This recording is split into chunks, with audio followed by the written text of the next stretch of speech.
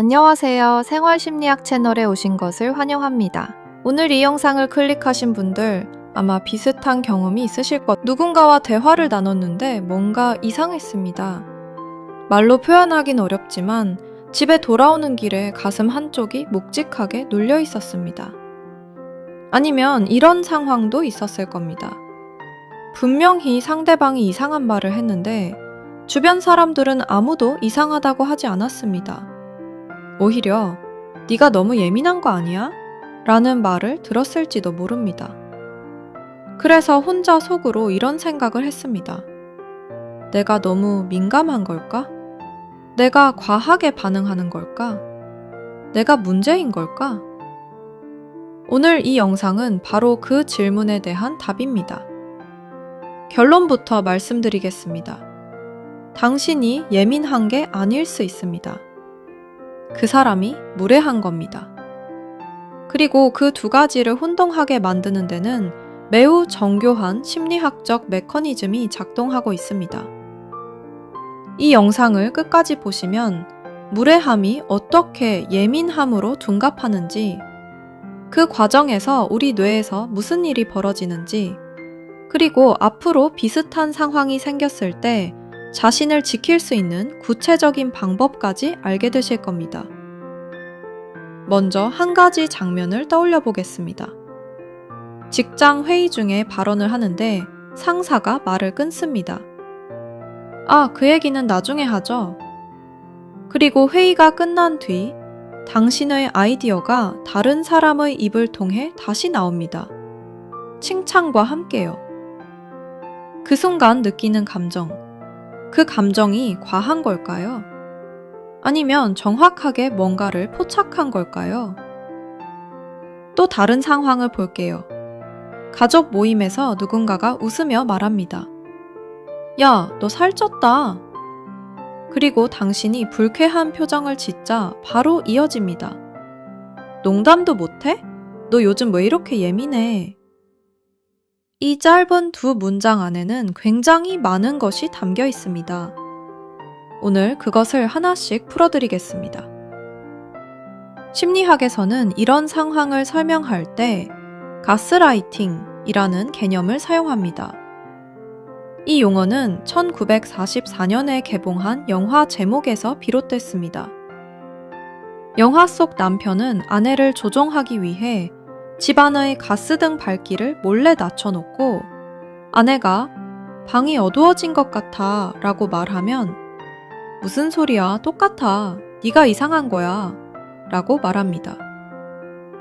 반복적으로 이런 상황이 이어지자 아내는 결국 자신의 감각을 믿지 못하게 됩니다. 내가 잘못 본 건가? 내가 이상한 건가? 이게 단순히 극단적인 부부관계에서만 일어나는 일이 아닙니다. 심리학자 로빈 스턴 박사는 가스라이팅이 연인 관계뿐 아니라 직장, 가족, 친구 관계에서도 매우 일상적으로 발생한다고 말합니다. 그리고 대부분의 경우 그것이 가스라이팅인지 피해자 자신도 인식하지 못합니다. 왜 그럴까요? 우리 뇌에는 인지 부조화라는 현상이 있습니다. 우리가 신뢰하거나 좋아하는 사람이 우리에게 나쁘게 행동할 때 뇌는 두 가지 상충하는 정보 사이에서 엄청난 불편함을 느낍니다. 이 사람은 좋은 사람이다 와 이 사람이 나를 무례하게 대했다 는 두 명제가 동시에 존재할 수 없기 때문입니다. 그래서 뇌는 훨씬 쉬운 해결책을 선택합니다. 내가 잘못 느낀 거겠지? 라고 생각해버리는 것입니다. 이렇게 하면 상대방에 대한 좋은 인식도 유지할 수 있고 관계도 유지할 수 있으니까요. 뇌 입장에서는 에너지 효율이 좋은 선택입니다. 하지만 이 과정에서 우리는 자신의 감각을 배신하게 됩니다. 여기에 더해 사회적 학습이 이 문제를 더욱 복잡하게 만듭니다. 우리는 어릴 때부터 이런 말을 들어왔습니다. 남자가 왜 그런 것 가지고 울어? 여자가 왜 그렇게 직접적으로 말해? 그 정도를 가지고 상처받으면 어떡해? 이런 말들이 반복되면서 우리는 자신의 감정을 신뢰하지 않는 방향으로 훈련됩니다. 내가 느끼는 감정이 맞는지 틀린지를 외부의 반응을 통해 검증받으려는 습관이 생겨납니다. 그 결과 누군가 네가 예민한 거야 라고 말하면 우리는 반사적으로 내가 예민한가 보다 고 생각하게 됩니다. 그런데 잠깐 여기서 핵심적인 질문을 해야 합니다. 예민하다는 것, 그게 정말 잘못된 건가요? 많은 분들이 예민하다는 말을 들으면 위축됩니다. 마치 그것이 약점이거나 결함인 것처럼 느껴지기 때문입니다. 그런데 심리학은 전혀 다른 이야기를 합니다. 심리학자 일레인 아론 박사는 1990년대에 고감각자에 대한 연구를 시작했습니다. 그녀의 연구에 따르면 전체 인구의 약 15%부터 20%까지는 자극에 더 민감하게 반응하는 신경계를 타고납니다. 이 사람들은 소음, 빛, 냄새뿐 아니라 타인의 감정 변화나 미묘한 뉘앙스에도 훨씬 예리하게 반응합니다. 이것은 병이 아닙니다.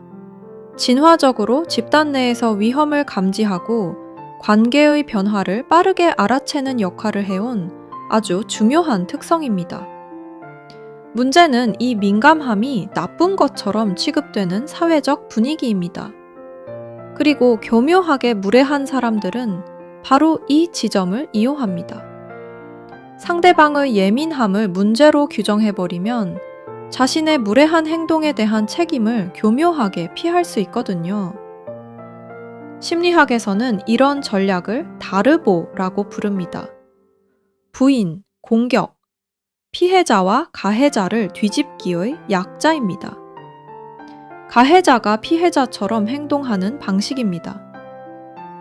내가 그런 말을 했다고? 그렇게 들린 거 아니야. 너는 항상 사람 말을 이상하게 해석해. 내가 오히려 상처받았어. 나를 그런 사람으로 보는 거야? 이 세 단계가 빠르게 일어나면 실제 무례함을 경험한 사람이 오히려 사과를 해야 하는 상황이 만들어집니다. 매우 교묘하지만 일상에서 너무나 자주 일어납니다. 직장에서, 가족 사이에서, 친구 사이에서. 이것이 반복되면 어떤 일이 생길까요? 심리학에서는 학습된 무력감이라는 개념으로 설명합니다. 마틴 셀리그만 박사의 유명한 실험이 있습니다. 개를 두 그룹으로 나눠 한 그룹은 버튼을 누르면 불쾌한 소리가 멈추도록 했고 다른 그룹은 어떤 행동을 해도 소리가 멈추지 않도록 했습니다. 이후 두 그룹 모두 쉽게 탈출할 수 있는 환경에 놓았을 때 두 번째 그룹의 개들은 탈출을 시도하지 않았습니다. 이미 내가 무엇을 해도 달라지지 않는다는 것을 학습했기 때문입니다. 사람도 마찬가지입니다.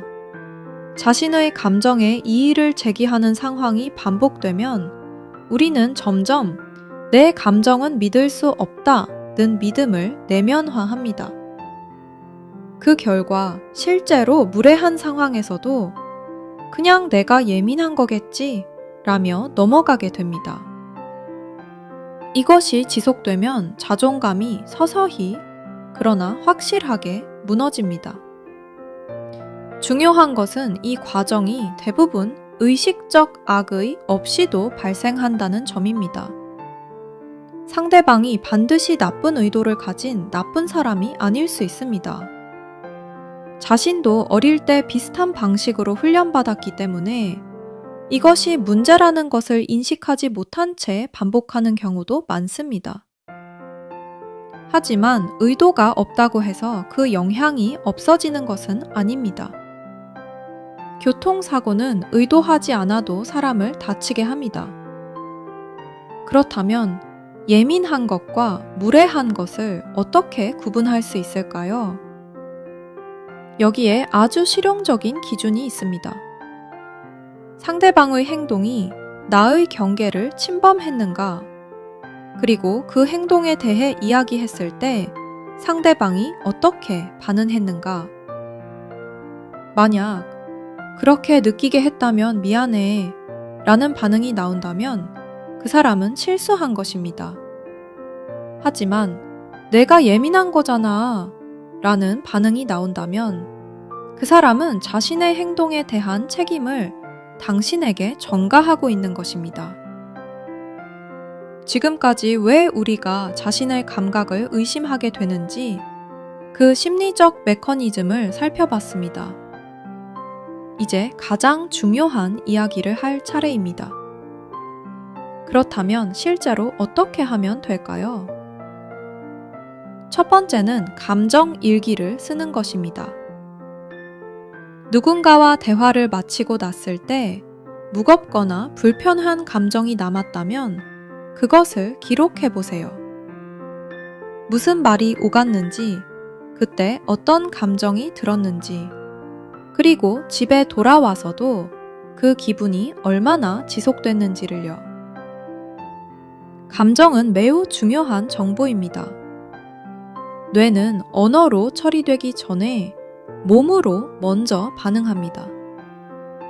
가슴이 무겁거나 위장이 불편하거나 어깨가 긴장되는 느낌이 든다면 그것은 뭔가 이상하다는 신호입니다.